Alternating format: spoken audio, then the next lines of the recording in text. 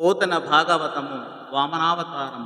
అలా ఒంటి కన్నువాడై శుక్రాచార్యుడు అడ్డు తప్పుకున్న పిమ్మట అమరారాతి కరాక్షతోజ్జిత పవిత్రాంబ గణశ్రేణికిం కమలాదీశ్వరుడొట్టె ఖండిత దివౌక స్వామి జన్మస్తమం కమలాకర్షణ సుప్రశస్తము రమాకాంతాకచోపాస్తమున్ విమల శ్రీ కుశసాత సూచుక తటి విన్యస్తమున్ హస్తమున్.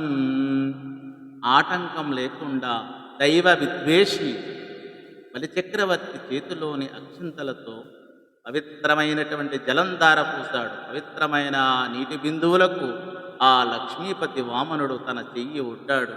ఆ చెయ్యి ఎలాంటిది అంటే రాక్షసుల శిరస్సులు ఖండించునది, లక్ష్మీదేవిని ఆకర్షించడంలో మేలైనది, లక్ష్మీదేవి శిరోజాలచే సేవింపబడినది, నిర్మలమైన ఆమె కుటాక్షముల మీద మర్యాదలు అనుభవించేది అని పద్యభావం.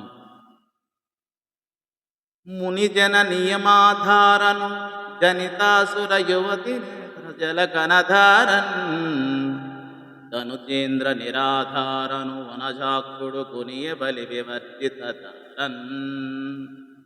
బలిచక్రవర్తి అందించిన దానధారను పద్మాల వంటి కన్నులు గల స్వామి వామనుడు స్వీకరించాడు.